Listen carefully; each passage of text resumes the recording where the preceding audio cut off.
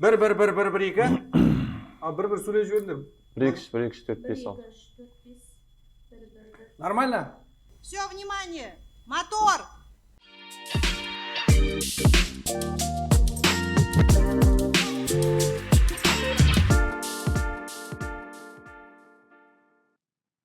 Баршаңызға жалынды сәлем. Бұл Мәдениет Лайф арнасы. Бүгін бізде кезекті шығарылым. Және де бүгінгі подкастты жүргізетін мен Қобылан Ескендір және менің әріптесім Бекзат Ғажап.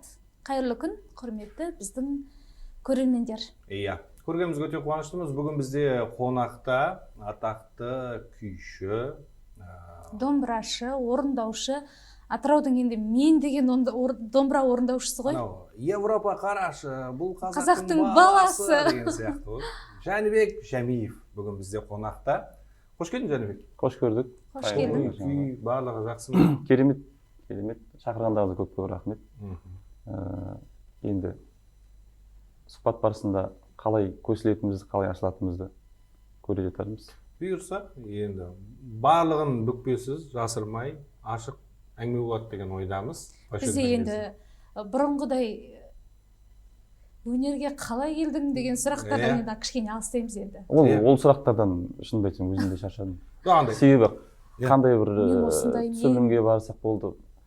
Бұрын қай жылы жаңағы музыка мектебіне бардың, кім қалай оқыдың, өнерге кім әкелді, бұрынғы бір болып кеткен конкурстарда мына конкурстан қалай орын алдың деген сияқты. Әлі күнге дейін сол мен айтамын ғой барған жерімде. Осы сұрақтарды қоймаңыздаршы. Керісінше мынау домбыраның қазіргі дәстүрлі өнердің қоғамға беретін, жастарға беретін пайдасы қандай? Сондай туралы неге айтпасқа? Әйтпесе біз құр тек домбыра тартқанымызға мақтанып жүре бермейміз ғой. Емін-еркін отыра беру. Өзіңді шақырған себебіміз де осы, Жәнібек. Жалпы домбырашыларды шақырамыз, күйшілерді шақырамыз, сөйлесеміз. Бірақ тақырып аясы жаңағы бір өзіміздің байырғы сұрақтардан аспайды да. Жауыр болған сұрақтардан аспайды. Нағыз домбыраның ішіне бойлай алмайды екенбіз. Көп жалпы қай жерде болсын, қай елде болсын дегендей домбыраны нақты ашпайды екенбіз. Бүгін бір соған жақсы сұхбат болады деп ойлаймыз. Бұйырса. Жалпы күйші деп айтады, иә? Күйші Жәнібек Жәмиев. Негізі күйші деген күйді өзі шығарып, өзі орындап, иә? Тап солай. Енді күйші деген ол бір сондай берілетін, былай айтқанда, статус қой, атақ. Мен өзімді күйші деп айтпаймын. Мен өзімді күйшімін деп айтпаймын. Себебі ол ондай жаңағы дәрежеге жету үшін ел арасында екіұдай не бар, пікірлер бар. Біреуі күйші деп күй шығарып және оны орындайтын адамды айтады. Немесе енді бір жаңағы осы домбыра жалпы дәстүрлі өнер кеңістігінде жүрген ағапаларымыздың айтуы бойынша бұл күйші деп күйді нақышына келтіріп дәулескерлік деңгейге жеткен адам. Шеберлікпен былай айтқанда Ырысбай Ғабдиев мысалға атамыз күй шығарған жоқ, бірақ күйдің қағаны деп көз тірісінде бағасы берілген, күйші деп бағасы берілген сондай тұлға. Бірақ ешқандай күй шығармаған. Енді тап сондай Қаршы Ахмедияров ағамыз. Бұл енді домбыра кеңістігіндегі барша домбырашыларға ұстаз бола білген тұлға ғой. Ол кісі күйді де шығарды және өле-өлгенше күйді де тартып кетті. Сол себепті ол күйші, композитор болып, дәулескер күйші ол да атағын алды сондай. Бұл халықтың беретін атағы ма, сондай әлде мамандардың беретін атағы ма? Енді жалпы енді халықтың деп айтайықшы, халықтың беретін бағасы ғой негізі. Күйші, жаңағыдай мамандардың, енді оның ішінде халық ішінде мамандар да бар ғой.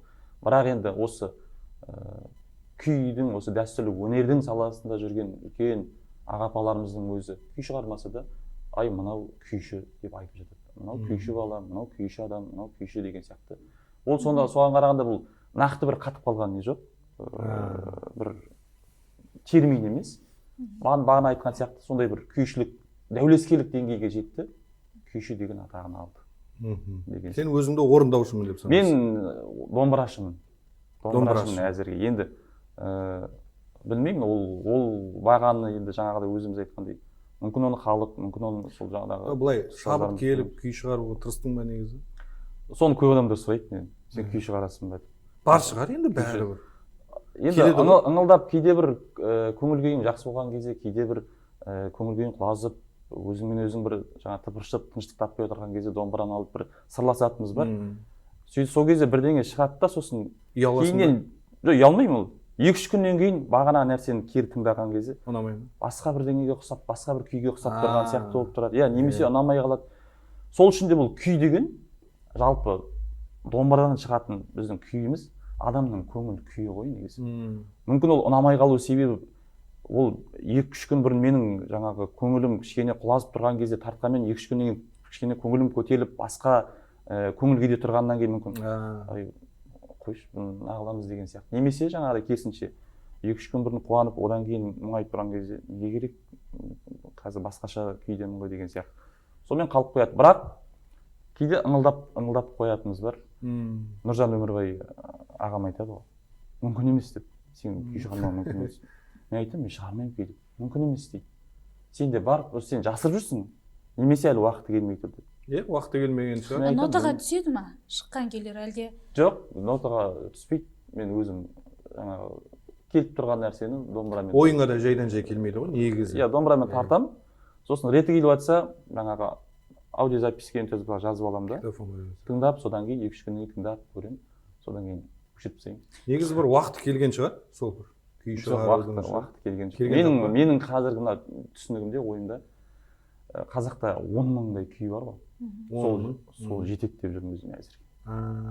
Себебі неге екенін айтайын ба? Ол мынадай да, мысалға бәленбай ғасыр бұрын шығарылған күйлер әлі қоғамда өзінің несін бағасын жоғалтқан жоқ та. Осыны сұрағым келген мен сөзіңіз аузыңызда.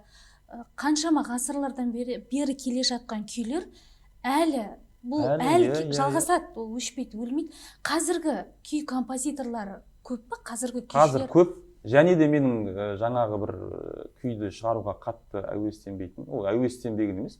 Шынымен де бір енді Қаршыға ағайлардікі, енді естуіміз бойынша Қаршыға ағайлардікі бір нәрсе, бір күйге, көңіл күйге түсті, немесе бір жақсы жаңалық, немесе бір жақсы емес жаңалық естіген кезде, содан бір жаңағы өзінің эмоция алған кезде ыңылдап келетін еді деп айтатын ол кісі. Құлағыма келеді, сосын шығарамын деп. Бізге келмейді да ғой. Бізге жаңағыдай көңіл күйіміз әртүрлі жағдайға түскен кезде, құлазыған кезде, қуанған кезде бір шетіп қоясың, одан кейін болды, жабылды, қазан қалды деген сияқты. Қазір енді неше түрлі композиторлар бар, шығып жатыр күйлер. Бірақ неге деген сұрақтар неге танылмай жатыр? Неге осы Кетбұға бабамыздың, Ақсақ Құлан сияқты, Құрманғазы бабамыздың, Төремұрат Терісқақпайлар сияқты, Махамбеттің, Жұмырқұлшы Тәттімбеттің, Саржайлау Дәулеткерейдің жігерлері сияқты әлі күнге дейін халықтың құлағында емес деген сұрақ бар да. Соған қарағанда бір білмеймін енді қазіргі уақытпен бұрынғы Шәмшінің әндері, Әсет Бейсеуовтің әндері өшпей келе жатыр ғой ол дейді. Сол сияқты бұрынғы композиторлардың да бір шығармаларында ерекше сапа болған сияқты. Немесе бір шынайылық бар ма ол жерде? Енді қазіргі бұл жерде мен күйе жақпаймын. Қазірде мықты композиторлар шығарып жатыр, шығып та жатыр, орындалып та жүр сахналарда. Десек те манағы айтқан сөзім енді көптеген шығармалар, көптеген күйлер шығады да қалады. Ал енді ол мүмкін қазір қоғамда кейбір ақпараттың көптігінен де немесе музыканың да көптігінен де олар одан бөлек қазіргі музыканың құрылымы да өзгеріп кетті. Жаңағыдай айтқандай бұрынғыдай әндер жоқ қазір. Қазір бүгін тыңдап ертең ұмытылып қалатын әндер. Сол сияқты көптеген осы күйлер болсын, қазіргі шығып жатырған жаңағы әндер болсын, бүгін тыңдап ертең ұмытылып қалып ары күні қайда қалғанын білмейді. Мен сол сұрайын дегенім, иә, күй ғой, күйді жеткізетін енді домбырашы ғой, бәрі күйші ғой. Мен қазір бір танымал, бір хит болып жатқан күйшілерді көрмеймін, бүгінгі күнде. Неге? Көп қой қазір. Мүмкін ізденбейтін болармыз біздер. Мысалы мен әлі күнге дейін Асылбек Еңсеев күйші деген кезде, эстрадада жүрген Асылбек Еңсеевті айта аламыз да, мысалы. Одан кейін Нұржан Тәжікенов сияқты. Қазір енді қарындасымыз бар ғой, кім? Ақтоты. Сол секілді. Кәдімгі шығармашылықпен, творчествомен айналысып жүрген, мысалы Асылбек ағаларымыз альбом жазды да, кәдімгідей. Керемет альбомдар бар. Ол кісі сондай ізденімпаз. Америкаға барып жыл жарым ба 2 жыл жатып, анау біздің кезінде жаңа тыңдап өскен 50 цент деген не бар, 50 цент бар, Иә. соның студиясына барып, кәдімгі альбом жазып, сөйтіп. Әлі күнге дейін Әлі күнге дейін. Иә, ол кісі әлі күнге дейін жаңағы шығармашылық ізденісте ғой. Бұл енді онымен былай түсіндіруге болатын болар. Қазір күйшілер өте көп, жақсы, өте жақсы шығып келе жатыр қазір. Жастардан жаңағы менің құрдастар, менен кейін де мықтылар шығып келе жатыр. Бұрынғы сіз айтқан тұлғалар және оған дейінгі тұлғаларда олар ол кезде былай болды ғой. Жалпы осы дәстүрлі өнер саласында жүргендер өте аз болды да. Өте аз болды. Көптеген мықты күйшілер жаңағы отбасылық жағдайына байланысты, ата-анасының қарсылығына байланысты шықпай қалды бұрынғы кезде. Сол уақыттарда жаңағы кім өз-өзін қолға алып шығармашылық айналысып, өз-өзін көрсете білді, солар қалды. Жаңағы қоғамда бейнесі қалды. Ал енді қазір күйшілер өте көп. Бірінен бір асады олардың, мен сізге айтайын. Бір адам тыңдайсыз, о, жақсы деп, одан да мықты шығып жатыр. Тіпті жан-жақтан қазір бұрынғыдай жаңағыдай тек мықтылар Алматы, Астанада жүреді деген сөз жоқ қазір. Қазір керек десеңіз әрбір облыс, әрбір аудан, әрбір ауылда мықтылар отыр. Иә, оны сіздер көресіздер. Концерттен, гастрольге барғанда, жиналғанда көресіздер. Бірақ жалпы халыққа танылмай тұр ғой, сосын ғой білмей тұрғанымыз. Күні кешеде бір жаңа бауырымен, домбырашы бауырымен сөйлесіп әңгіме айтып отырғанбыз, сол айтады. Бір жаңа қоғамның назарын елең ететіндей бірдеңе жасайын деп едім. Сосын екеуміз ой алмасып отырмыз, сосын айтамын, шынымен де бізге жетіспейтін нәрсе осы нәрсе.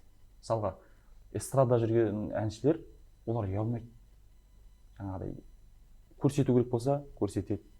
Шығу керек болса, шығады. Эксперимент жасау керек болса, хайптан да қорықпайды деген сияқты.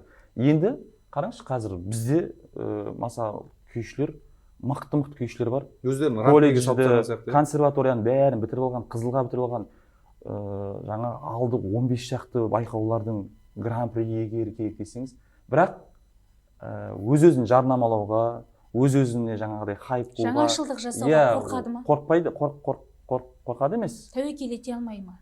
Бізде андай бір жаман бір не қалып қойған.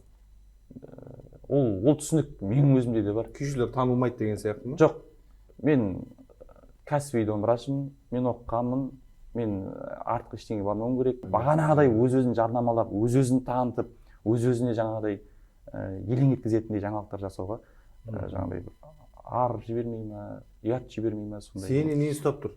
Ар ұят емес шығар, сіздерді тәрбиелеген ұстаздар бір шекараға қалыптастырып салып қойған сияқты қалыпқа салып. Ол бір жағынан да солай да болар. Енді бір жағынан да бұл мен сізге айтайын, күйдің де, жалпы дәстүрлі өнердің де бір адамды бір ұятқа қарай итеріп тұратын бір несі бар, болмысы бар, тәрбиелік мәні бар. Оған сөзіме дәлел болсын, мен осы 2016 жылы осы Атыраудағы музыка колледжіне жұмысқа келген кезде бір үлкен аға, енді әке ғой, өзінің қызын жетектеп маған әкеліп тұрды. Жәнібексің ба ғой, Жәнібекпін. Осылай қызымды саған домбыраға оқытуға берейін деп еді. 7 оқимын екен сондай мектепте. 7 сыныпта оқиды. Сосын мен әдетте өзіме ата-аналар келген кезде сұрақ қоямын, не үшін әкеліп тұрсыз? Не мақсатта әкеліп тұрсыз деп. Сол кезде ол жаңа әкесінің айтқан жауап берген маған өзіме қатты ұнады. Маған айтты, мен қызымды әуел бастан өзге тілдегі балабақшаға бердім деп. Сосын мектепте де сол өзге тілдегі мектепке бердім, және үйде осы қызымыздың тілінде сөйлесеміз. Мен қызымның бойынан бір жаңағыдай қазаққа тән бір жаңағыдай қыз баласына тән ұянды қасиеттерді көрмей тұрмын деп. Сонда бұл домбырадан не алады деп ойлайсыз, не қызыңызға не сіңіреді деп ойлайсыз деген кезде ол кісі айтты маған. Мен домбырашыларды, жаңағы домбыра дәстүрлі әншілер болсын, жалпы домбыра ұстап жүрген жастарды көрсем, сондай бір үлкенді сыйлайтын, тәрбиелі, бір жалпы ер баласы болсын, қыз баласы болсын, қандай да бір қазаққа тән қасиетті көремін, және сол қасиеттерді бойына сіңірсе екен деп, ең бастысы сол қазақша үйренсе екен деп әкеліп тұрмын деп. Осы жауап маған қатты ұнады. Сосын мен айттым, аға, онда бірден айтайын, мен қызыңыздың тілінде сөйлесе алмаймын. Мен қазақ тілінде сөйлесемін. Себебі мен өзім Қызылқоға ауданы Сағыз деген ауылда, біздің ауылымызда, жалпы ауданымызда орыстар кең деген. орысша сөйлеген иә сөйлесе алмаймын. Иә. Сондықтан осылай қазақ тілінде сөйледім. Жоқ, мен саған ешқандай қарсылығым жоқ деп. Содан сөйтіп жүрген кезде 2 жыл менде оқыды. Қарындасым кәдімгі қазақшаға судай болды. Кейіннен мен жұмыс бабымен ауысып, 2019-да ауысып, колледжден оркестрге кетіп қалған кезде. Кейіннен бір күні көшеде келе жатсам, Жәнібек ағай сәлеметсіз бе деп бір Қызым дауыс шығып тұр. Қызым дауыс шығып тұр. Қарасам жаңа Әмина деген қарындасым екен, сабақ берген. Ағай сәлеметсіз бе, қалыңыз қалай деп сөйтіп амандасқан кезде қатты қуанып риза болып қалдым. Сол үшін де бағанағы ағамыз айтқан сияқты сол жалпы күйдің өзінің тәрбиесі шығар, домбыраның тәрбиесі шығар деп ойлаймын жібермейтін. Ұрпақты тәрбиелеуде оның орны кәдімгідей бар.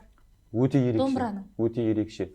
Біздің қоғамда қазір енді көптеген енді жалпы кейде өзің жаңағы былай жасаса ғой кемшін тұстары жалпы дәстүрлі музыка өнерінде концерттерде көптеген кемшілік емес шығар, мүмкін ескерілмей жатырған тұстары көп. Соның бірі мынау күйдің жалпы дәстүрлі ән болсын, жыр болсын, тарихын айта отырып барып жеткізсе, ол ерекше әсер етеді.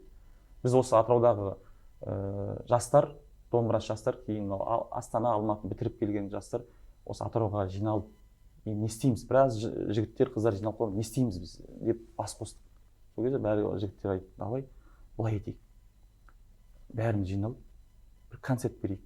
Ұлттық кәдімгі акцент қойып, ол жерде күйдің болсын, дәстүрлі әннің болсын, мән мағынасын ашатындай, халыққа түсінікті болатындай. Бұрынғыдай тек Құрманғазының күйі Төремат орындайтын Жәнібек орындалып кетті. Кім не түсін, ешкім білмейді деген сияқты болмасын деп. Сөйтіп концерт бергенбіз, Атырауда бердік, Атырауда 2 рет бердік, Ақтауға бердік, Маңғыстауға. Енді осы Орал мен Ақтөбе облыстары шешіліп тұр, бұйырса сол жаққа қарай барамыз. Бұл концерттерде негізгі жаңағы акцент сол күйдің тарихын айтып, сосын қазір қоғамға қандай пайдасы бар, ұзақ қылмай, қысқа нұсқа сөйтіп орындап шыққан кезде біз концерттен кейін көрдік көптеген адамдардың келіп, мынау ерекше болды. Себебі шынымен де біз бұрын қуанышты деп, жаңа көңілді деп жүрген күйіміз шын мәнінде ондай емес екен.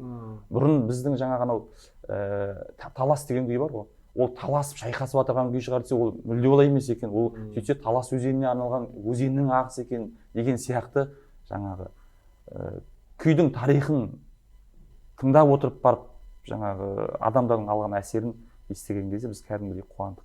Жаңағы айтқандай концерт қойып жатырсыздар ғой, иә?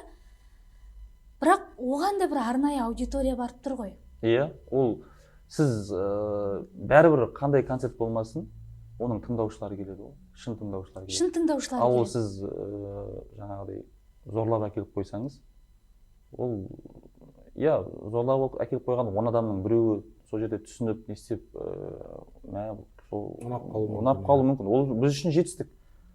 Мынадай ғой, енді мен өзім жаңағы контентпен, немен жаңағыдай қатты әуестігім жоқ. Енді кірісуге бел буып жатырмыз. Бірақ десек те, біздің замандастарымыз осы домбырадан жаңағы тартып жүрген бауырларымыздың ішінде бар. Ол жаңағы арнайы контенттермен жаңағыдай шетелдік, әлемдік шығармаларды орындап жүрген және өзінің солай бір жаңағы қошеметін, қолдауын тауып жүрген бауырларымыз бар. Мысалға Ардақ Елеусіз деген бауырым бар. Өзі жұбайы екеуі домбырашы. Қазір әдемі дүние жасап жатыр. Инстаграмда. Инстаграм, тикток және әрбір шығарған контенті қаралымы өте көп. Сосын Алматы жақта Таңат Сәденов деген бауырымыз бар, мықты күйші, дәулескер күйші. Ол бауырымызда кірісіп өте жақсы дүниелер жасап жатыр. Өте жақсы. Енді менің өзім 1-2 рет жаңағы жұмыстан көрдім. Клип түсіруге ме? Клип түсірдім. Мен 2 рет клип түсіріп не істеп. Менің жұмыстан көрдім, осылай бір студияға барып, арнайлап, сапалы камерамен түсіріп.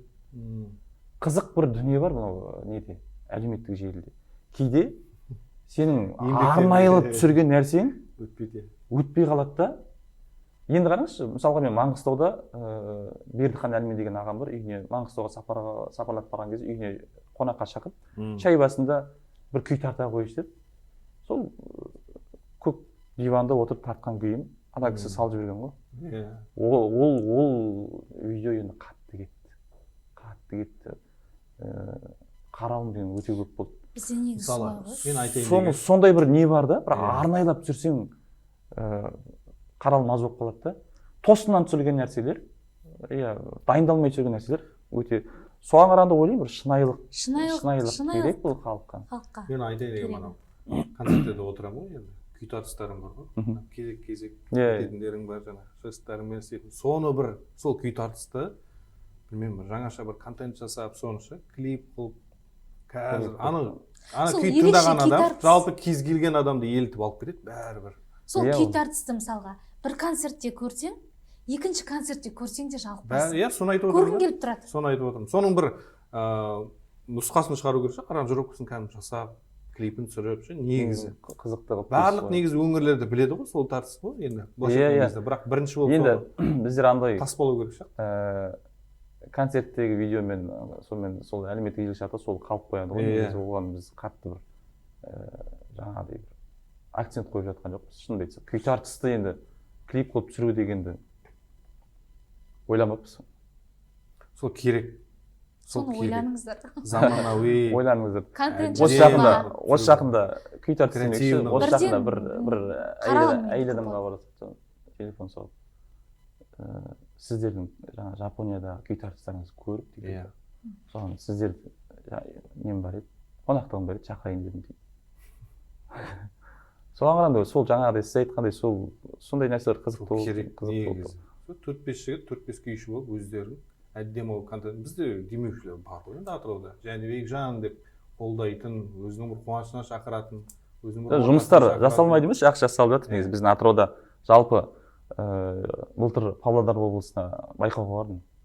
Рүстембек Омаров атамыздың атындағы байқауға бардым. Павлодар облыста өңірінде бірінші рет өтіп тұрған байқау ғана деген. Домбырашылар байқауы бірінші рет болып тұр.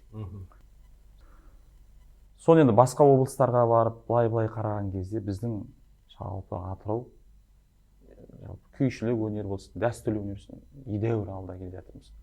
Жалпы біздің Атырау, Маңғыстау қазақылық қаймағы бұзылмаған.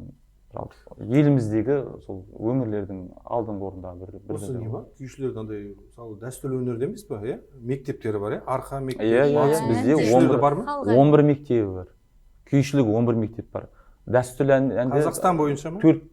Қазақстан бойынша Құрманғазы мектебі, Дина мектебі, Қазанғап, Дәулеткерей мектебі, Маңғыстау, Қаратау шектесі. Ерекшелігі неде олардың? Ол орындалу стилінде. Мысалға Шертпегей мектебі ол Қаратау, Арқа болып бөлінеді. Сосын Алтай, Тарбағатай, Шығыс бөлек. Олардың әуенінде, орындалу стилінде, әртүрлі жаңағы күйдің формаларында өзгешелік болады. Көкпегей, біздікі мысалы Көкпегей болса, бізде Атырауда, оңтүстік өнерде Шертпегей деген сияқты. Мен Рысбай Ғабди ағамыздың ютубта видеосын көрдім да, сол жаңа күйді көрілген тартып отыршы. Мастер-класс жасап отыр, түсіндіріп отыр да. Сол кезде ойлаймын да, темпін айтып отыр да. Менікі орташа темп дейді да, сенікі быстро темп деп. Сонда мен ойладым да, бір күйдің өзін сонда әртүрлі қылып орындауға бола ма деген. Енді мынадай мәселе, ол күйдің негізі күйлердің жалпы мән мағынасын ашатын жалпы Орақ Жаурық деген ағамыз бар осы Атыраудың құрметті азаматы.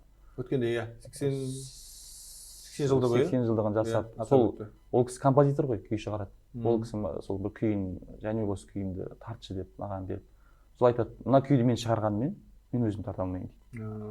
Өзім орындай алмаймын. Күйді шығаратын жаңа композитор, ал күйді күй қылатын оны жаңа орындаушы деп айтқан. Енді қараңыз, бір Төремұраттың өзін мына жерге қазір осы жерге 5 орындаушыны әкеліп қойсақ, 5-ге 5 түрлі тартады. Бірақ соның ішіндегі біреуі мықты болады. Ол несімен мықты болады? Ол егер ол күйдің темпін тапса, иірімдерін тапса, күйдің ырғағын халыққа жеткізу, күйдің мәнін тапса, оныкі мықты болады. Бесеуінде қате деп айта алмаймыз ба? Қате деп айта алмайсыз. Бірақ бесеуінікі жаңағы не бойынша, нота бойынша, тартылу бойынша бірдей болады. Бірақ бесеуінікі 5 түрлі болады. Яғни қолтаңба бар ғой бұл жерде, почерк. Сол манағы күйдің негізгі жаңағы темпі деп айтамыз ғой, жылдамдығын, темпін, ырғағын, иірімдерін тапқан адамның несі, ол соған жаңағы соныкі артық болып тұрады. Жалпы қай күй болмасын, ол күйді барлығы тартады ғой. Мысалға, Ырысбай атамыз Жантөренің шалқымасы, Құрманғазының теріс қақпай, Төремұраттарды білмеймін, әлі күнге дейін сол кісі ұқсап тартатын адам жоқ. Былай қарасаңыз, сол нота, сол күй, бірақ ол кісі сол күйдің несін тапты да, иірімін тауып алды. Ол сыр ғой, ол адамның жаңағы, ол өзі де білмеуі мүмкін, қалай тартып тұрғанын, қалай не істеп алды. Бірақ сол өзінің бір сырын өзі ашып, біліп не істеп алды да, солай орындап, солай жеткізіп тұр. Яғни бұл жерде адамның ішкі болмысымен тікелей қатысты болып тұр ғой. Мінезімен, бәрімен тікелей қатысты. Жалпы Ахмет Жұбанов атамыздың айтқаны бар. Әрбір музыкант өзінің мінезін ойнайды деген, өзінің мінезін тартады деген. Мысалға бір жай барақат сабырлы адам болса, оған басынан таяқпен ұрып тұрып жылдам күй тартқызсаңыз да, ол сол күйді, жылдам күйді өзінің мінезімен сабырлы, байсалды тартып береді. Мысалы бір жаңағыдай өзінің характерінде, өзінің мінезінде жылдам адам болатын болса, оған қанша жерден жай күй берсеңіз де, ол сол күйді жылдам батып жүре береді. Былайша айтқан кезде күйшінің де почеркі болатын болып тұр, тануға болатын болып тұр. Әншінің дауысынан танимыз ғой мысалы. Енді мынадай, сосын күйшілердің мынадай нәрсесі бар. Енді көп адамдар сұрап жатады, жаңа күйші деп кімді айтамыз деген сияқты болды ғой. Кейбір көптеген енді адамдар бар, орындаушылар бар. Техникасы, оның жаңағы пернеде дыбыс алу, вибрация дейміз, дыбыс алуы барлығы керемет, бірақ мына жақтан шықпайды. Оныкі тек техника болып тұрады. Сырылдатып, сырылдатып ол сахнада кәдімгідей ешқандай қатесіз бәрін кәдімгідей қалай бар солай тартып береді, бірақ мына жақтан жан дүниесінен шықпайды. Оны білмеймін енді, біздің өзіміз біліп тұрамыз, кім қалай жасанды тартып отыр. Жүректен шығу керек деп айтамыз ғой. Сол жүректен шығу керек деген рас па? Ән сияқты ғой, мысалға бір әнді екі адам айтса, біреу жүрекпен айтып жеткізу мүмкін, біреу жай ғана дауысқа салып, техникаға салып, шыңғырып, я болмаса төмен дауыс ұстап деген сияқты.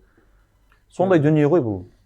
Сіздің де ерекше қолтаңбаңыз бар шығар өзіңіздің? Бұл сұрақ па? Сұрақ. Қалай ойлайсыз өзіңіз? Мен білмеймін ғой, мен өзімді... Жалпы мінез туралы айтып кеттіңіз ғой жаңа, өзіңіздің мінезіңізбен байланыстыра айтсаңыз деген ғой. Жалпы мен... Өзгелер айта ма? Мен мінезім негізі келісіп тұрған жоқ негізі. Мінез бар, жалпы енді көп адамдар айтады негізі, сыртынан қараған кезде андай қатал, сосын бірден айтса кері қайтап тастайтын, сондай болып тұрасың деп. Ол жоқ емес, ондай нем бар, бірақ енді көбінесе енді ол көрсете бермейміз ғой. Жаңағыдай жұмсақ нәрсеге шешуге тырысамыз ғой.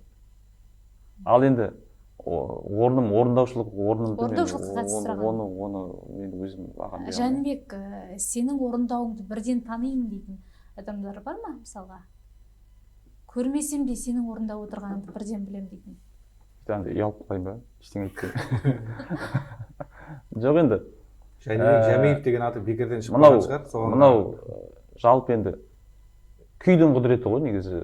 Менің өзіме ең қатты жақын күй, мысалы манағы Кетбұға бабамыздың Ақсақ Құлан күйі. Енді және мен үшін үлкен мәртебе, мақтанып айта аламын.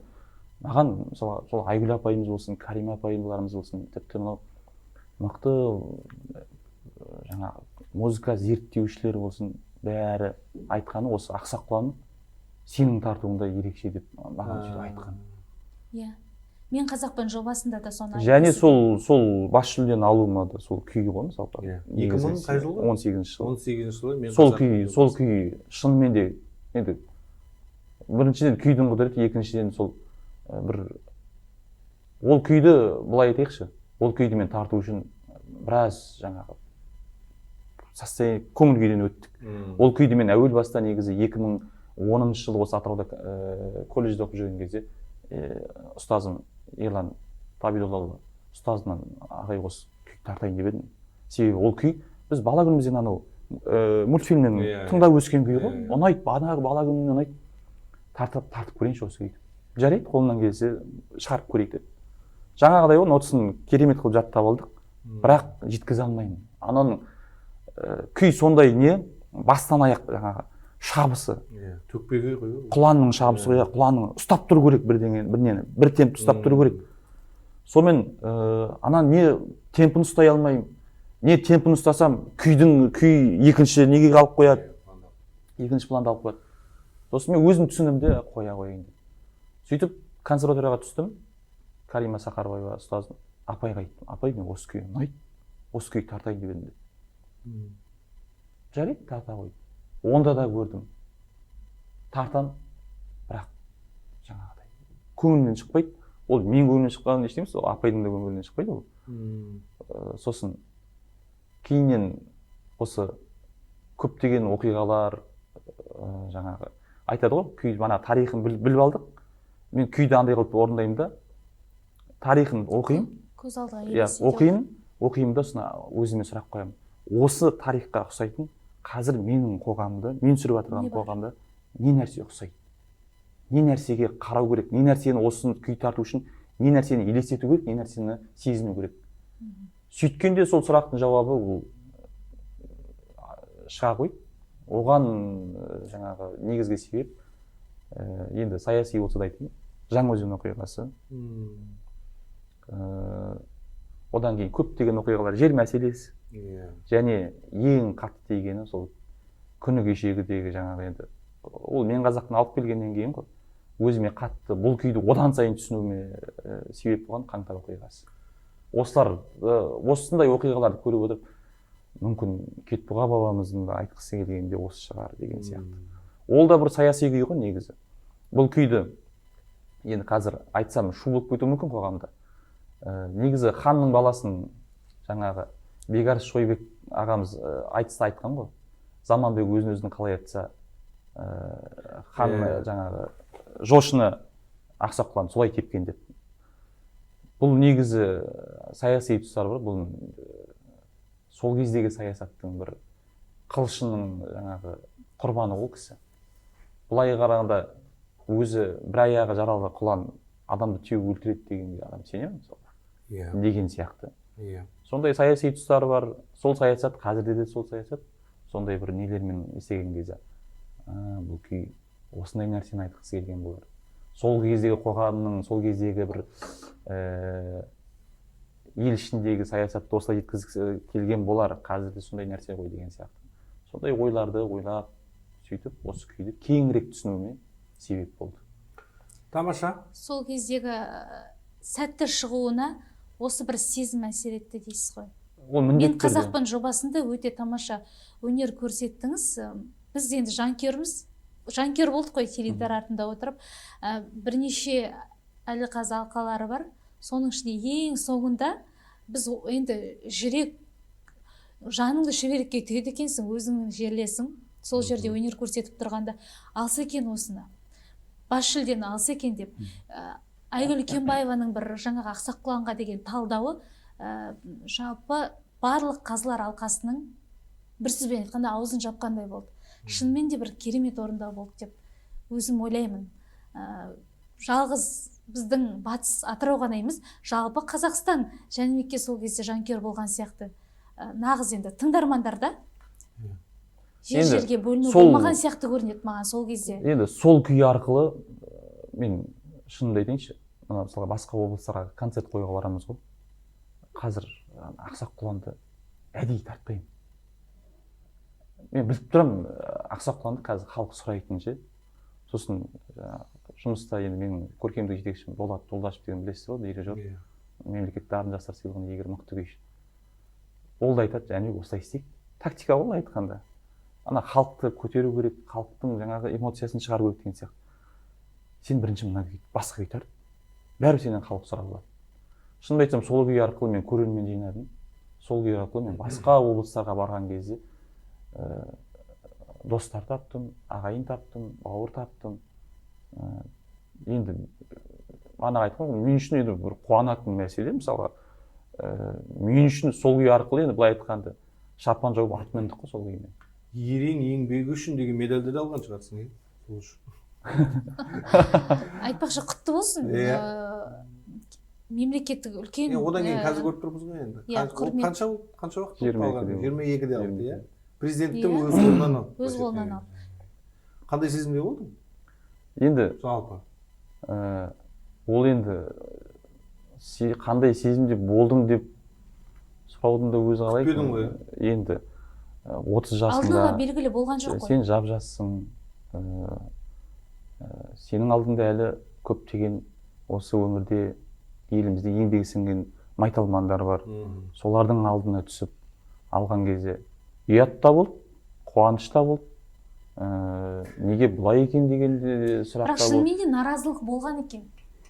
Біздің Неде? қоғамда. Енді ол Неге Жәнібек Жәмиев жап-жас, неге ерен еңбегін алды? ол наразылық өзімде де болды.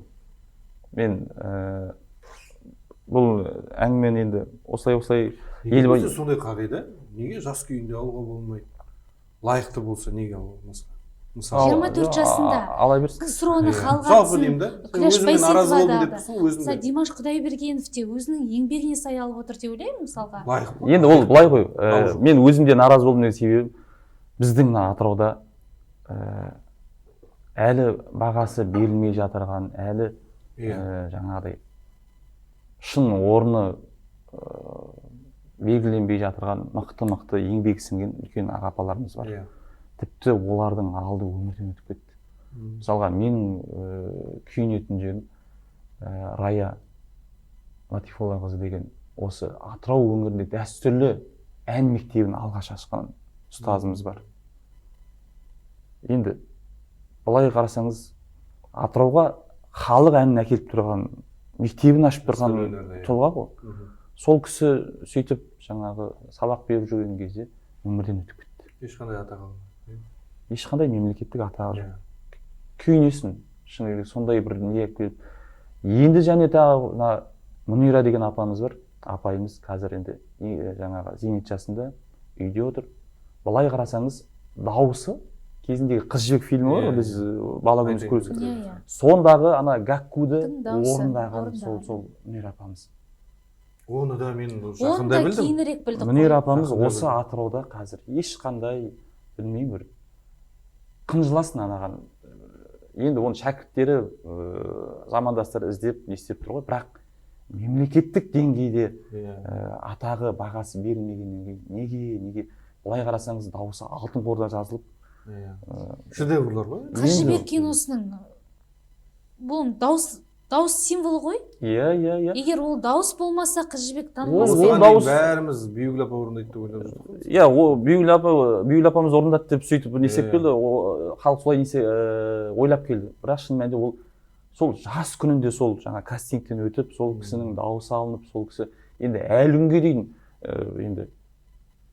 енді қайтса халықтың құлағында көптеген жаңағы нелерде радио болсын, не болсын жүріп тұрады деген сияқты. Одан кейін күйдің несінде Құттыгерей деген ағамыз бар. Дәулес Кергеш, Құймағылақ. Ол кісінің де мемлекеттік атағы жоқ. Сөйтіп мен осы атақ келе жатырған деген кезде осы ағаларым айтқан ұят деп маған. Неге ұят деп? Осы менің алдымда осындай ағаларым, апаларым бар. Солар алсын дегенде жоқ, біздің оларға беретін жаңағы жауабымыз дайын. Сен кәдімгі жаңағы орталық комиссияның есімен өтіп, тіпті біздің құжаттарымыз жаңағы президенттік аппаратқа жіберген о жақтан да өтіп, сен өзіңнің бағаңды алып тұрсың деп сөйлетмесін. Сосын енді мен бәрібір енді жаңағы інілік парызым, жалпы перзенттік парызым, мен үлкендерден аттап кетпеу, және мен өзімнің айтатын наразылығымды, қарсылығымды айттым. Мен осыған қарсымын деп. Бірақ енді беріп тұрғаннан кейін алмай тастап кетпейсің ғой. Бәрібір іште қалу болады ғой енді. Бәрібір де. Енді өзі табыстайын деп тұр. Ондай сәт одан кейін бола ма, болмай ма? Сол ғой, ол әңгіме сонда ғой, ол жаңағы ер жігіттің тағымен талассаң да бағымен таласа алмайсың дейді. Бұйырмыз. Бұл Құдайдың беріп тұрған бағы болғаннан кейін маған да айтты, сен неге өйтіп Құдайдың бағына неге қашасың деп. Мен өзімше қарсы болып сатып алып жатқан ештеңе. Иә, сатып алып жатқан жоқсың, тартып алып жатқан жоқсың. Сені осылай ел көрді, осылай бағалады, неге алмайсың? Неге сөйді, олай болып тұр. Сенің басқа адамдарға біздің беретін жауабымыз бар. Сондықтан сен ешқандай қысылма. басыңды көтеріп жүр дейді ма? Жалпы осы мақтау қағаздары немесе атақтарды беруге тікелей әсер ететін басшылықтар ғой, сізді ұсынатын да. Осы орайда мысалға жаңағы Мүйір апамыз да Рая апайымыз да айтып жатырсыз ғой, басшылық тікелей кінәлі деп ойламайсыз ба? Енді жоғары жақтағылар болғанда сол кісілер атсалысса мүмкін емес деп ойлаймын алмауы. Жалпы мынадай мәселелер бар. Негізі осы мемлекеттік атақтарды бөлген кезде бірінші кезекте Алматы мен Астана ол жаққа көп жаңағы былай айтқанда бөлінеді екен. Жоқ, бөлінеді екен. Жаңағы бөліну кезінде адам санына бірінші соларға бөліп, сосын әрбір облыстарға 4-5 адамнан тек қана санаулы 5-ге де жетпейді ол. 5-ге де жетпейді. Сондай ғана десіп. Содан кейін енді сол мысалға 4-5 бөлінді дейікші. Бөлінгеннен кейінгі жұмысты мына жақтағы біздің болмаса әрбір облыстың сол мекеме басшысы немесе әрбір жаңағы білім бөлімі болсын, мәдениет бөлімі болсын, спорт бөлімі болсын, солдағы басшылықтар жұмыс жасау керек. Одан кейін әкімшілік жағынан жұмыс жасау керек. Мен жұмыс жасамайды деп айта алмаймын. Жұмыс жасап жатыр қай-қайсысы. Бірақ бағанағы сол ұстаздарымыз сол қызмет етіп жүрген кезде сол мекемелердің басшылары мүмкін ұсыну керек пе еді, мүмкін бір тиісті бір адамдар айту керек пе еді барып деген сияқты ғой. Мен енді жақсы жұмыстар жасалатын болса мынадай болып жатыр, немесе жұмыс жасалмай жатыр, немесе жұмыс былай болып жатыр деп айта алмаймын. Әркімнің жаңағыдай біріншіден бағы, екіншіден көптеген кісілерде жаңағыдай бағанада айтқан сияқты ұялып қала береміз ғой. Жақсы деген сияқты. Өзіміз тартып қала береміз, жақсы деген қалып кетті. Бақ пен бап қатар шауып тұрғандықтан енді берілген атақ деп, мемлекеттік атақ деп енді санаймыз ғой бәрімізде. Осы атақтың жүгі одан әрі ауыр болады ғой. Қалай ойлайсыз өзіңіз? Әлбетте ауыр. Қандай жауапкершілікті сезінудесіз осы атақты алғаннан кейін? Бұл атақты енді жаңағы алдық, қуандық, бірақ ертеңгі күні бұл жалпы дәстүрлі күй өнері болсын, тіпті күй демей ақ қояйықшы. Мына қоғамдағы сенің негізгі рөлің, сенің негізгі атқаратын жұмысыңның салмағы өте ауыр болады. Енді білмеймін, мүмкін біреулерге бұл жаңағы көкірегін көтеріп жүру үшін керек болар. Менің түсінігімде бұл қалай айтсақ болады. Мен жалғыз тек күй тартып жүре бермеймін ғой. Мен бұл қоғамға әсер ететін бір тұлға болуым керек. Мен жастарға әсер ететін, жастарға дұрыс тәрбие бере алатындай адам болуым керек. Мен тіпті өзімнің үйдегі ұл қызымды тәрбиелейтіндей сондай бір адам болуым керек. Ал енді ол осыншама атақты алып, ертеңгі күні жаңағыдай бұл жас күйінде алып алды ғой деген әңгімеден кейін сіздің дәстүрлі өнерде болсын, қоғамдық орында болсын, жұмыс жасамай, қоғаммен байланыспай қалсаңыз, бұл әңгіменің сол кезде біз көрдің бе, біз кезінде шын айттық қой, рас айттық қой, бұл бала сөйтіп таныс-тамырдың арқасында алды, қалды, не істеді алды деген сияқты ертеңгі күні теріс қоғамның бағасы жатуы мүмкін. Сол үшін еңбектену керек, клип түсіру керек, күй шығару керек. Жаңағы енді біздің домбыра деген негізі жалпы әлем халықтарына қатты ұнайтын сияқты. Жоқ, жалпы мен сұрайыншы осы жерде. Заманауи қазір ұнай ма? Эстрадаға салғаны, шетелдіктер анау әндерді күйге салып тартқаны көңілден шыға ма? Негізі бұл. Шығады. Енді көптеген үлкен кісілер айтып жатады. Күйді өйтіп білдірмеу керек қой. Соны айтамын. Бұлай етпеу керек қой деп. Жоқ, ол олай емес. Күй насихатталу жолында әртүрлі қадамға бару керек болады. Оның қасында домбыраны ұрып сындырып жатқандарға да ештеңе істей алмай жатқан жоқ. Бұл жерде күйді насихаттау жолында әрбір бағытты, эстрадалық бағыт болсын.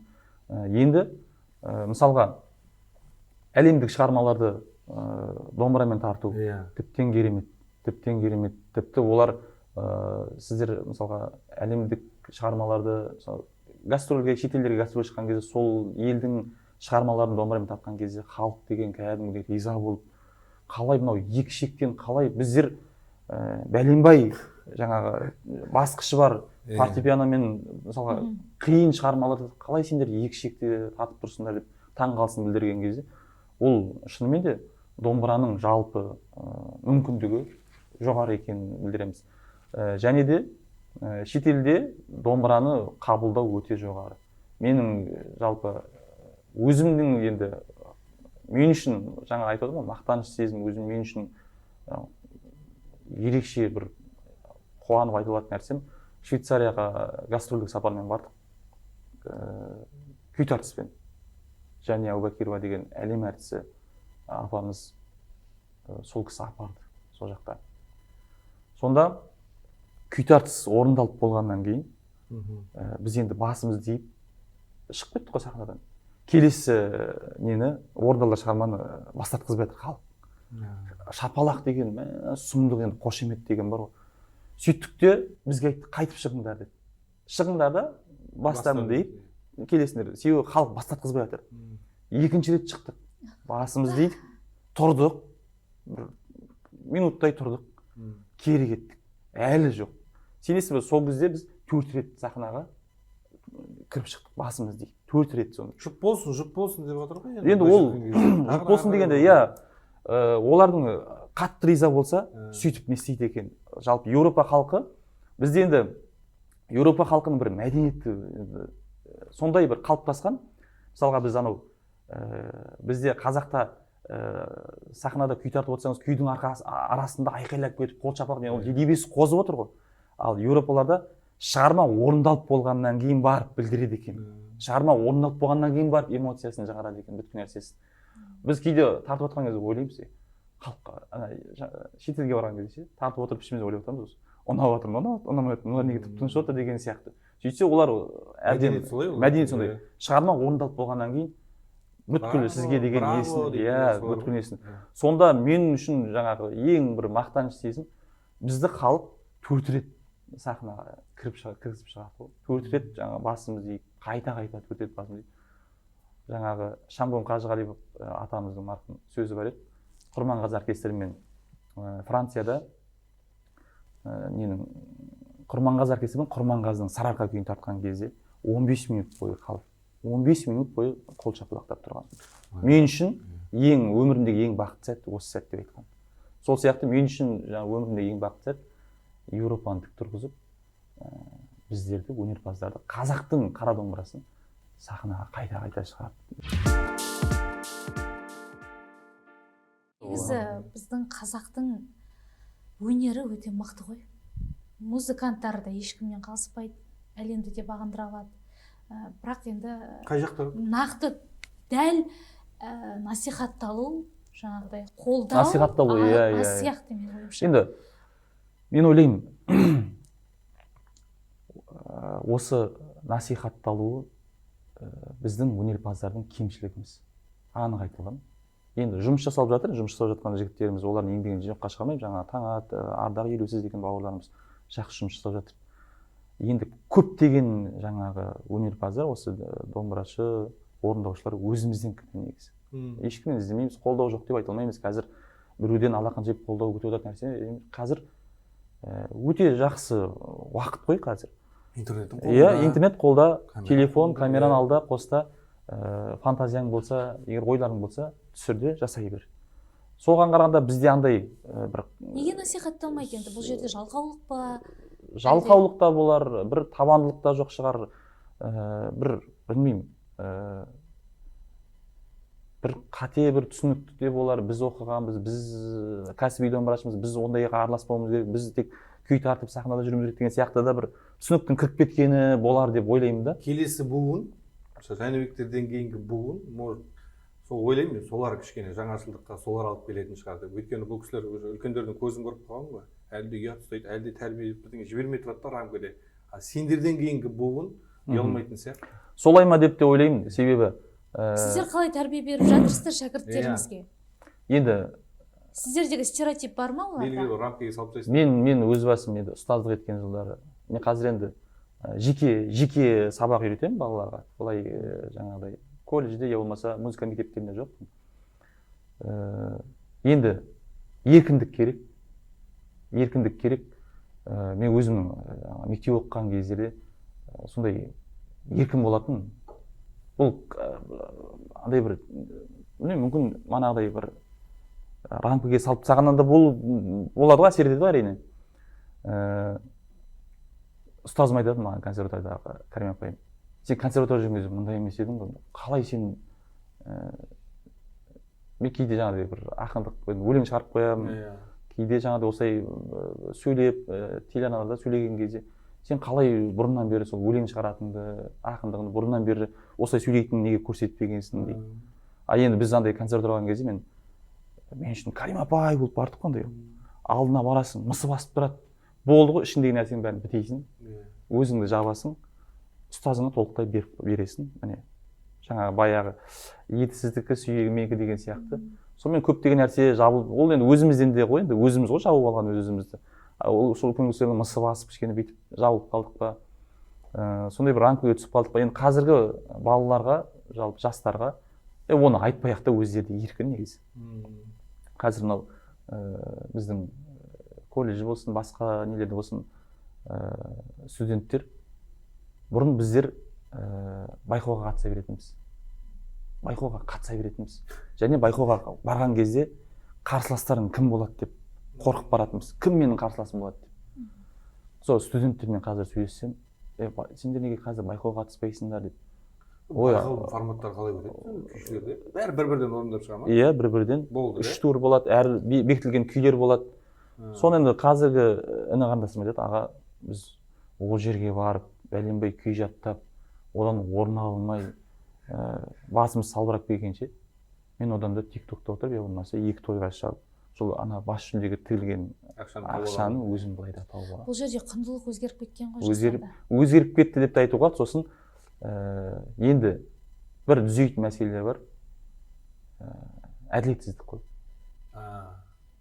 Турасын айтқанда, көптеген байқауларда әділетсіздіктер болып кетеді, қысым болып кетеді, бұрмалаушылық болып кетеді. Енді мен көптеген жерде айтып та жүрмін, және тіпті ашығын айтайық, көптеген адамдар біледі. Осы Атырауда өткен бір байқауда бір мықты шапқан бауырым болды. Мықты шапты енді. Кәдімгідей анау сол байқаудың бірінші кезеңінде алдына жан салған жоқ енді. Мен ойладым, мынау осы бауырым екінші кезеңде де тау осылай көрсететін болса, бас жүлде осынікі. Және менікіндей ойда да сол көрермендердің бәрі сондай. Мана қасындағы ойлап отқан. Нұрлыбек деген бауырымыз, Нәжікен Нұрлыбек Атыраудың домбырашысы. Мынау деген мықты шапты. Бәрі солай айтып жатыр, мықты шапты. Менің өзімнің бағалауым да солай болып тұр. Сен көрерменсің ба? Мен көрермен. Сөйтсем, Нұрлыбек бауырымыз бірінші кезеңнен өте алмай қалған ғой. Бірінші кезеңнен құлап тастаған ғой. Сөйтіп, мен түсінбеймін. Және қазылар алқасының мүшесінде енді білем ғой. Үлкен ағаларымыз, апаларымыз. Соның ішіндегі бір апайымызға ұятты қойып, телефон соқтым. Алмады, сосын жазып бердім. Апай, бұл қалай болып кетті? Мен қатысып жатқан жоқпын ол байқауға. Мен тіпті қатысым жоқ ол байқауға. Мен көрерменмін. Бірақ мен өз ойымда, апай, қалай болып кетті мынау деп. Әділетсіздікті көріп тұр. Сөйтіп, екінші кезең басталды. Екінші кезең біткеннен кейін жүргізуші, осы мен екінші кезең аяқталып жатқан кезде мен бүткіл ұятты қойдым да сахнаға шығып кеттім. Сөйтіп, армысыздар, осылай бүгінгі байқау құтты болсын, жалғасын таба берсін. Бұл қазір республикалық бұйырса халықаралық деңгейге жетсін деп өзім тілегімді айтып, сосын қазылар алқасында ешқандай нем жоқ. Сіздерге бір қатты не жоқ, бірақ десек те дедім да. Осы Нұрлыбек деген бауырымыз неге өтпей қалды? Не үшін? Мен осы халықтың атынан шығып сөйлеп тұрмын дәл қазір. Деген кезде халық бәрі кәдімгі, дұрыс айтады деп дұрыс несеп. Ал осы бауырымыз неге жоқ? Мүмкін сіздер жүлдені бөлісе алмайсыздар ма? Нұрлыбекке жүлдені біз өзіміз шығарып берейік. Бірақ мына жерде екінші кезеңін тартып, орындап қайтадан өз бағасын алса екен алсын деп. деген кезде қазақ алқасы жабылды ғой маған бәрі. Сөйтіп, бірақ енді халық айтып отыр да, дұрыс айтады, жаңағыдай тартсын, ойбай неге деген сияқты. Сөйтіп сонымен бір өзім кішкене жаңағыдай нем бар, оппозиционерлігім бар. Консерваторда жүргенде сондай едім. Көрсем Шыдай айтам, алмайсыз. айтып тастаймын. Мана айтып тұрмын ғой, Карим апайым өте мінезі ауыр адам ғой негізі.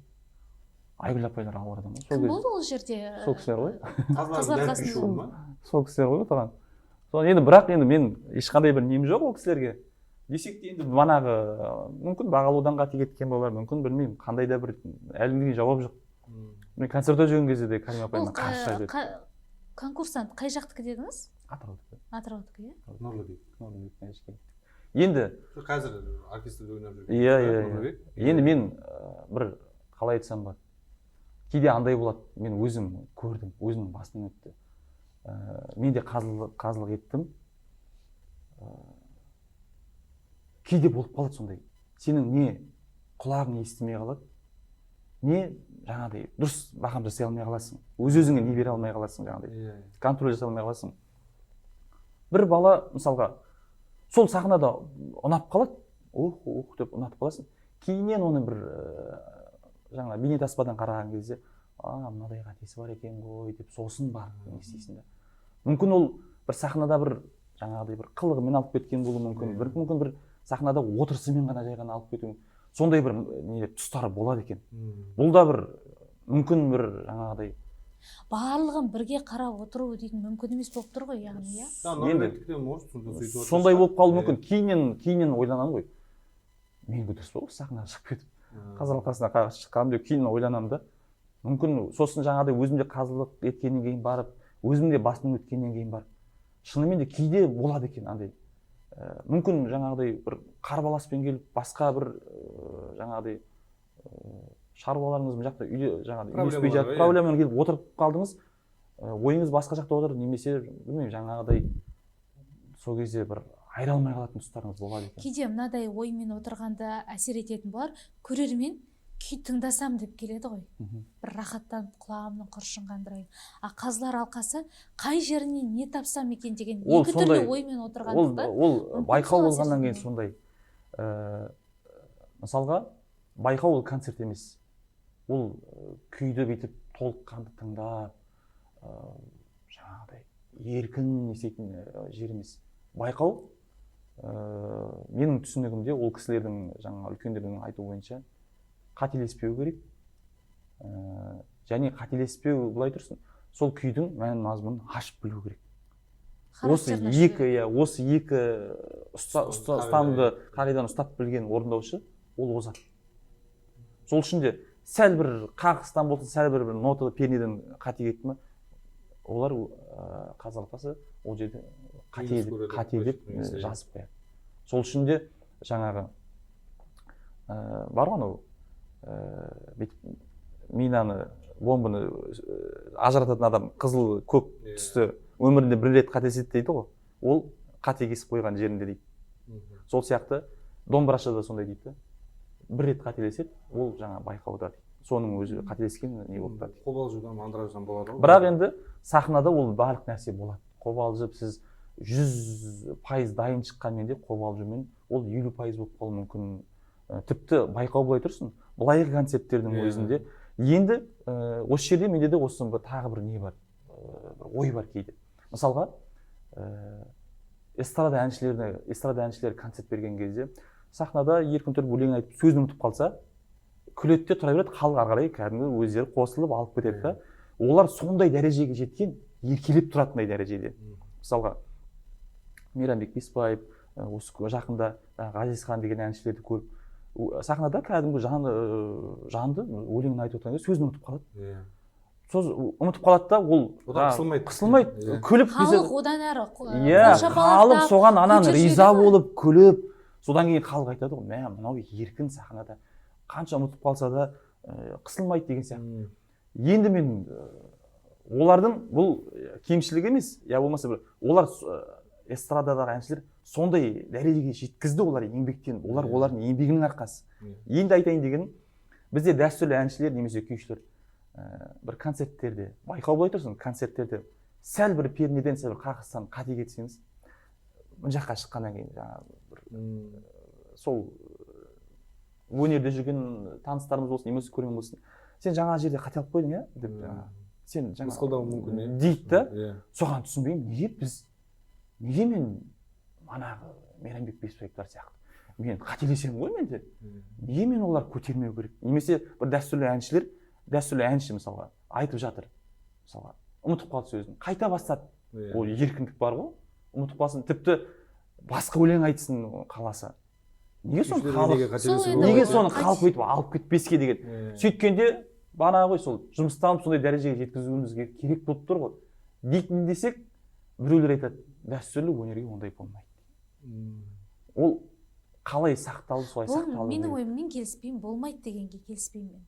Қазіргі біздің заманда барынша еркін болу керек сияқты. Енді қараңызшы,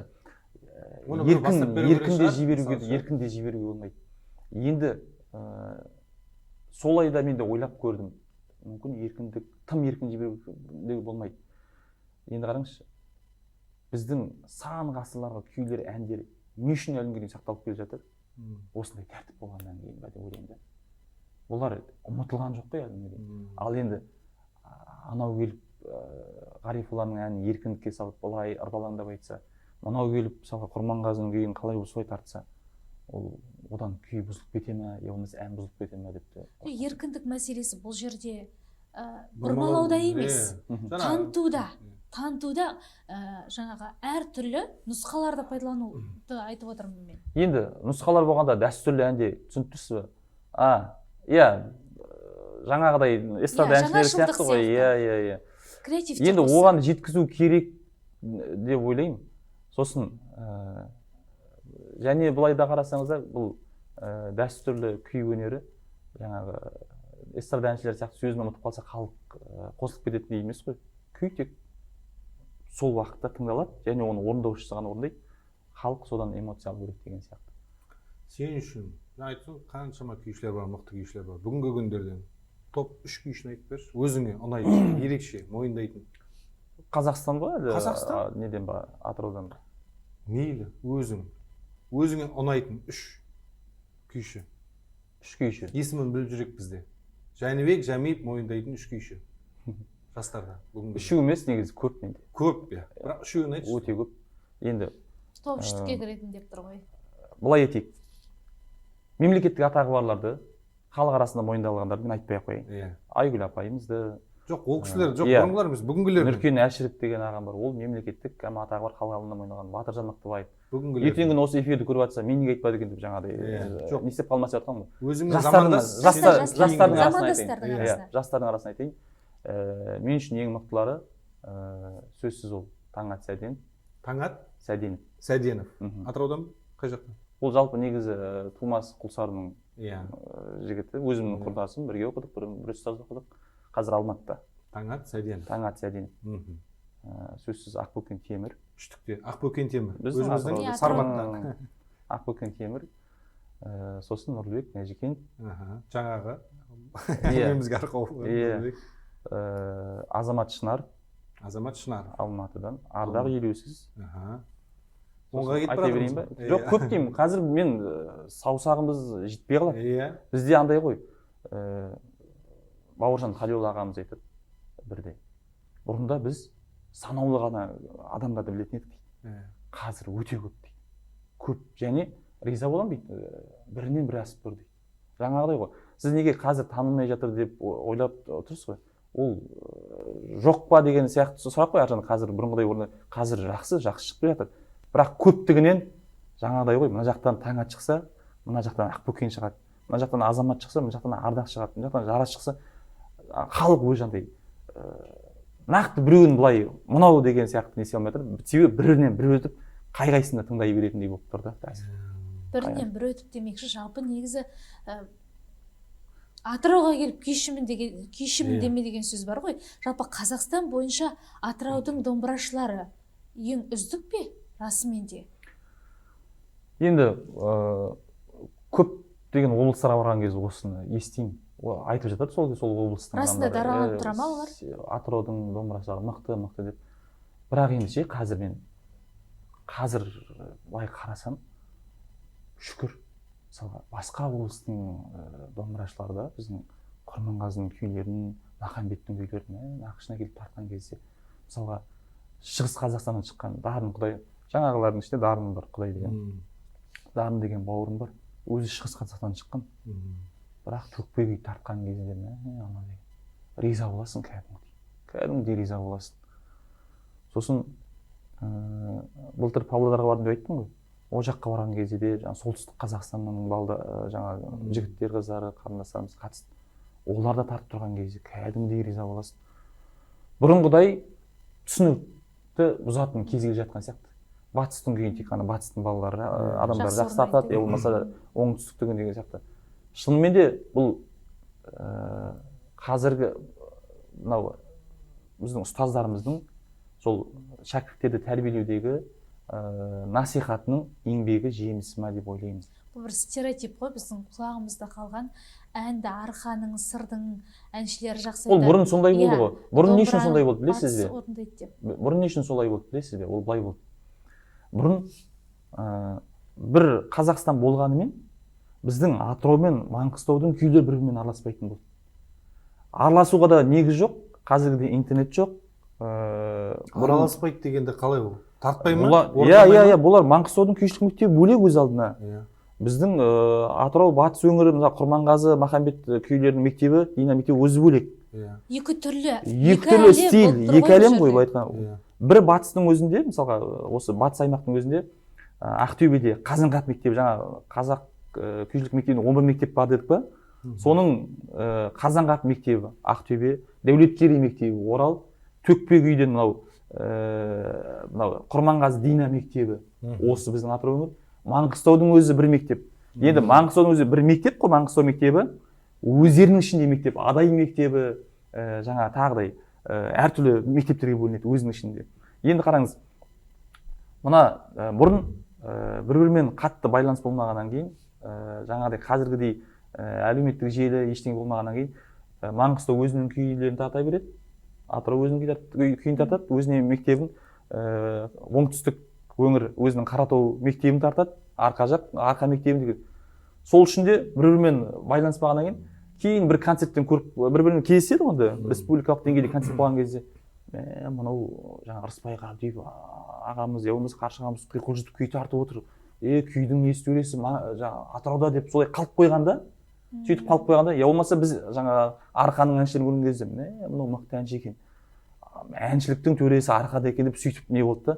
Енді қазір келген кезде, қазір үйрену жолы да бір-бірімен тәжірибе алмасу жолы да оңай болғаннан кейін өзгеріп жатыр қазір.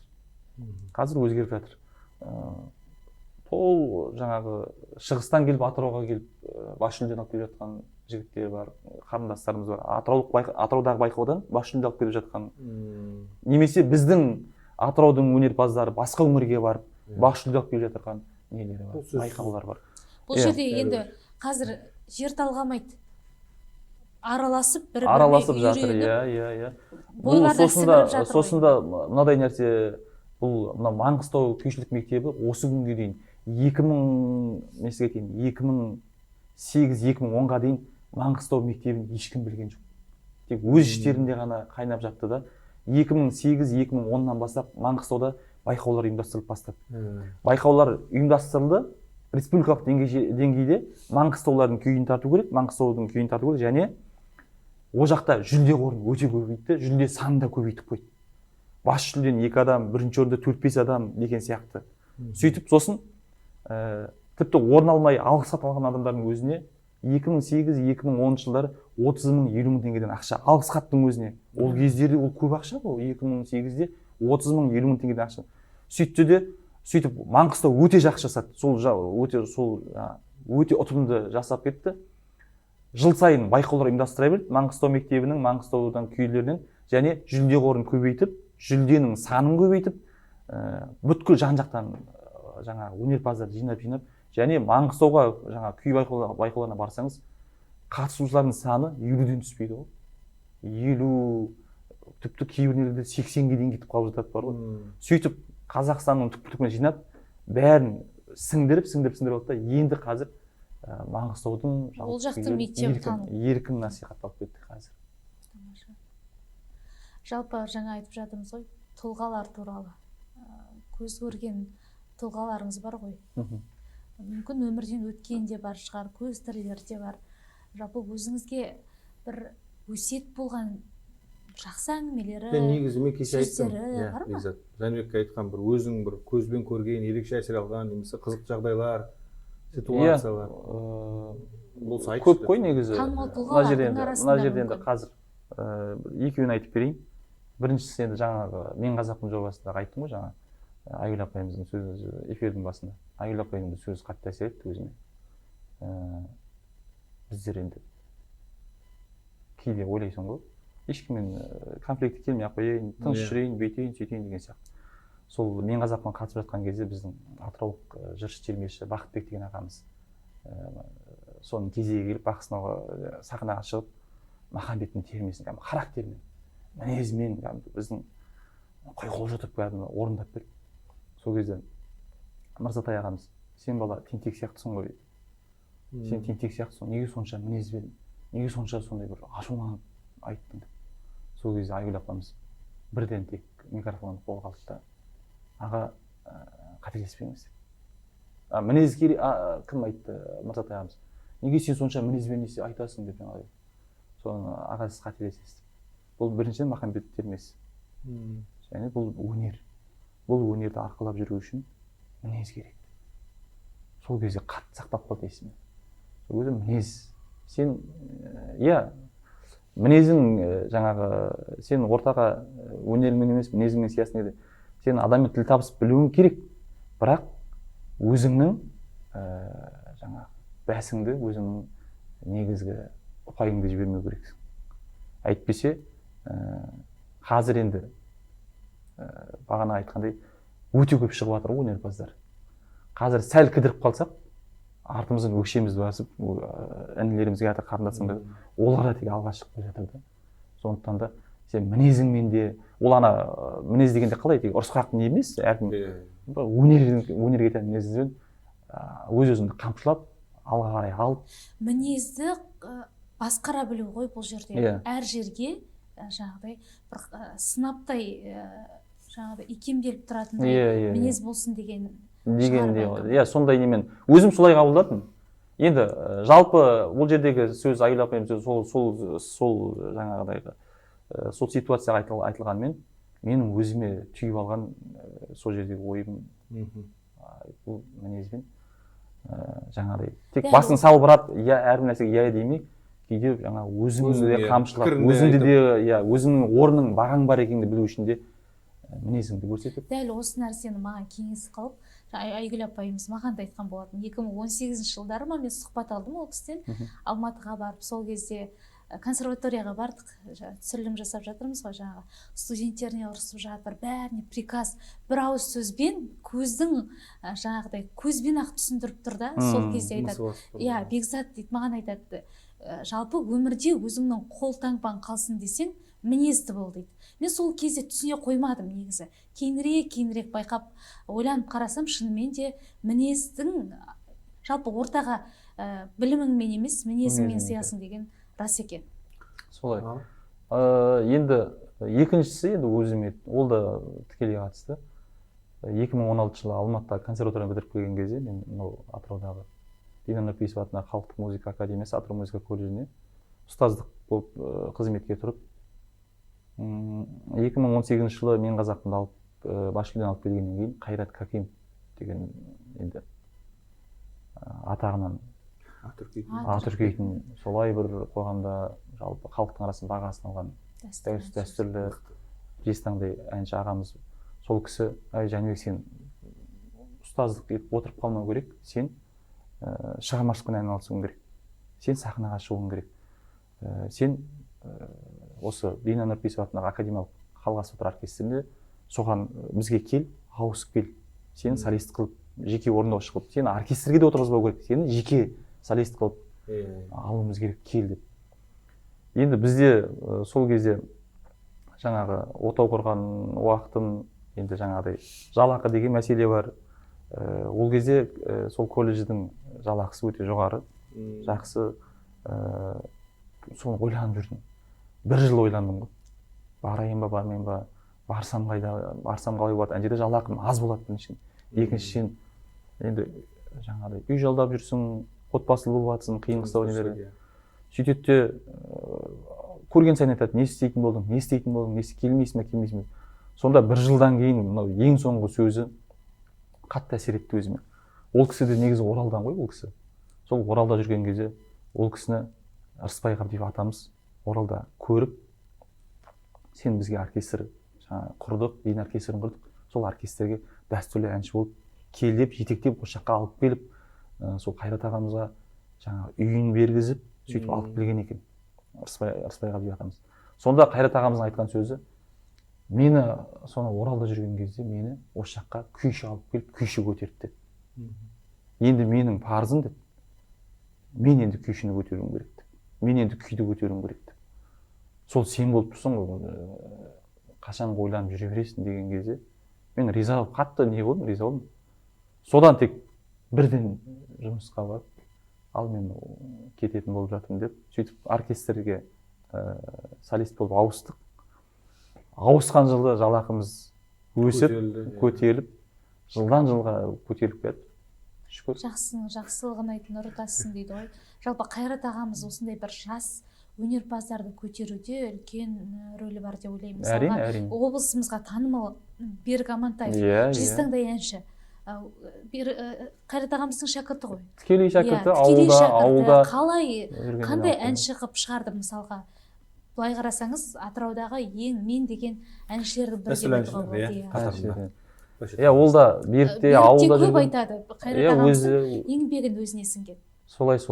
Енді ауылда жүрген, қарапайым ұстаз болып жүрген жерінен суырып алып, осы қалаға келіп, сондай бір үлкен ортаға кіргізді ғой Қайрат ағамыз. Бұл жерден де талантты, тани алу қабілеті Қайрат ағамыздың адамға деген несі, бір өнерпазды көрсе, соған жан ашып, ол көрінсе екен деген өзінің ішкі бір тілегі, пейілі сондай кең. Сол үшін де рахмет айтамыз Қайрат аға. Уақыт негізі біраз болып қалған сияқты, Бекзат? Қорытындылайтын да сәт келіп қалған сияқты. Енді қорытындылайық, былайша айтайық, ұстазбын дедің, осы күнге дейін сахнада жүрген тәжірибелерің бар, түйгендерің бар. Бүгінгі жас күйшілерге қандай кеңес айтар едің?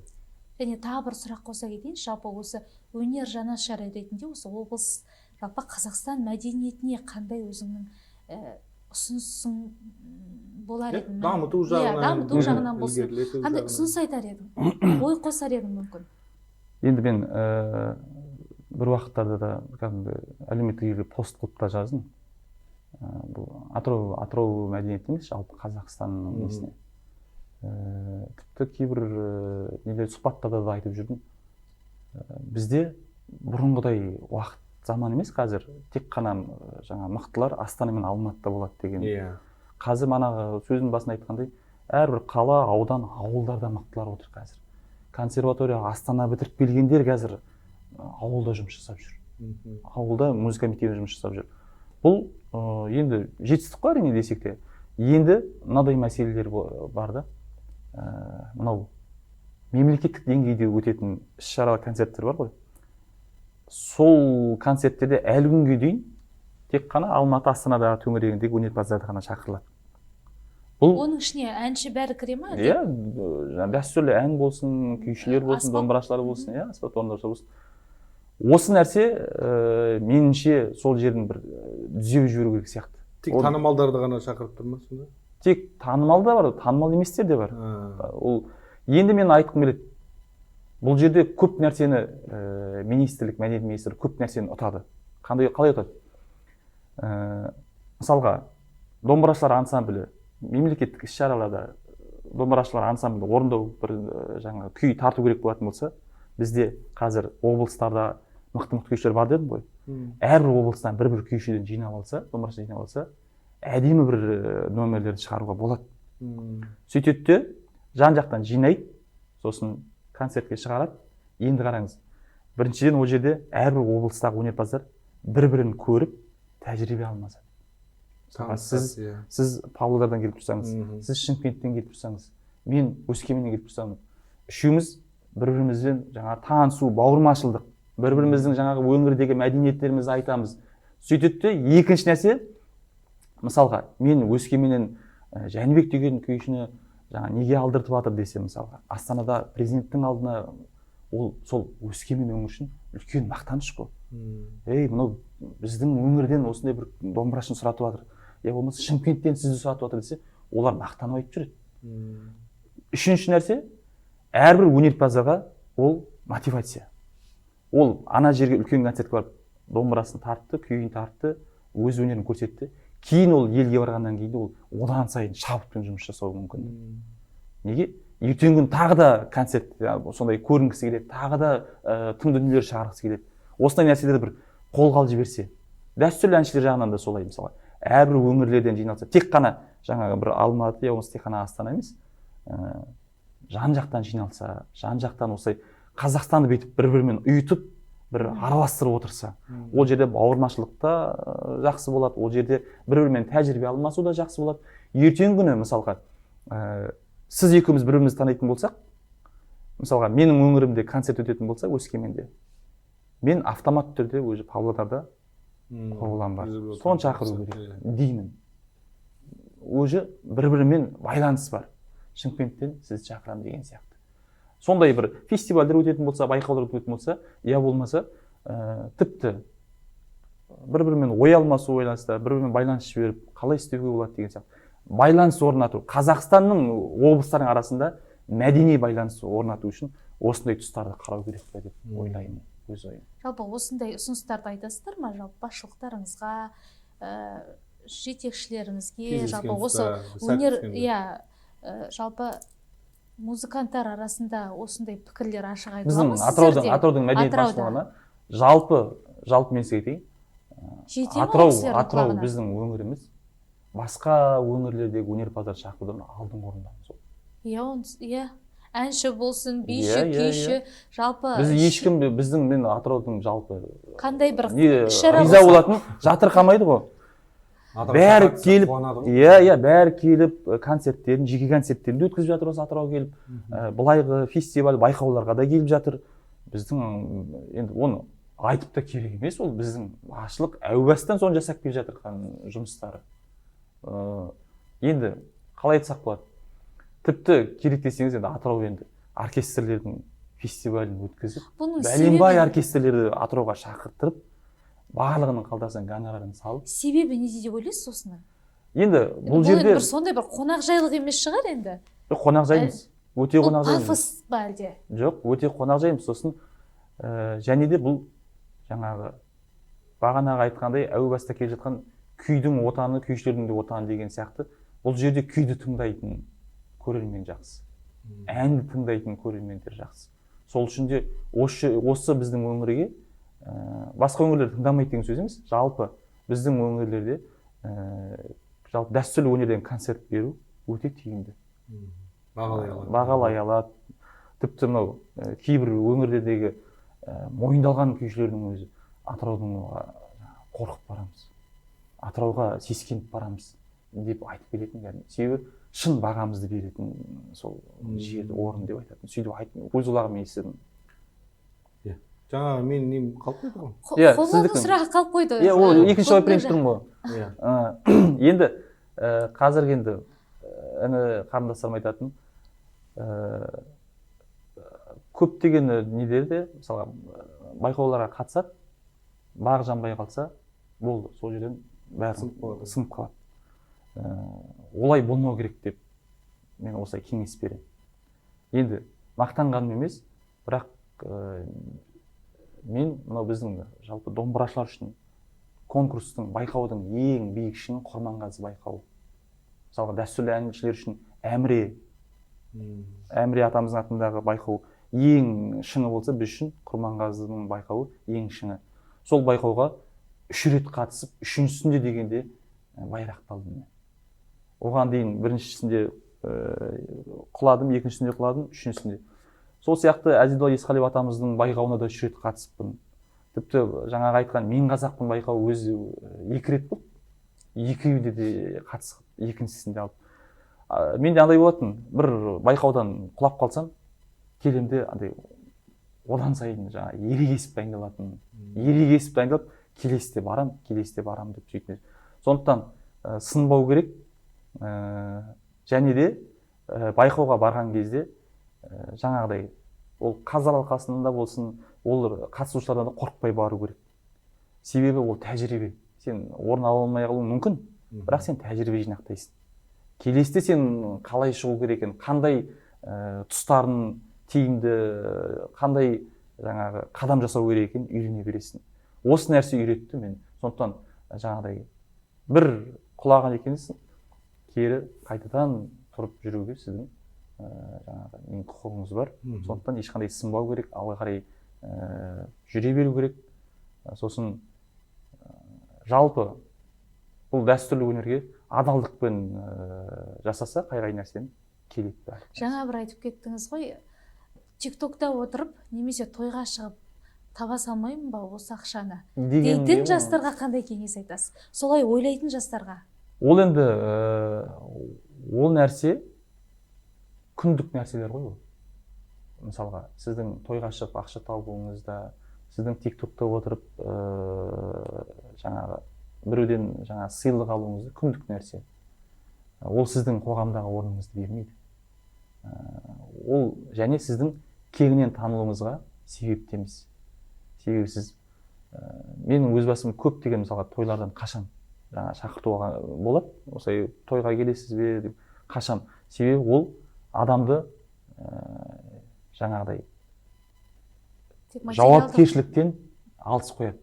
Сіз бір белгілі бір мөлшерде жаңа табыс табарсыз, бірақ ол сіздің соған етіңіз үйреніп кетсе, ертеңгі күні мынау күй аманат қой, бұл ертеңгі күні мынау кейінгі жастарға жеткізуім керек қой деген жауапкершілікті сіз ысырып қоясыз да, дүниеви жағына қарай қатты кіріп кетесіз. Сол үшін мен тойлардан қашам қатты.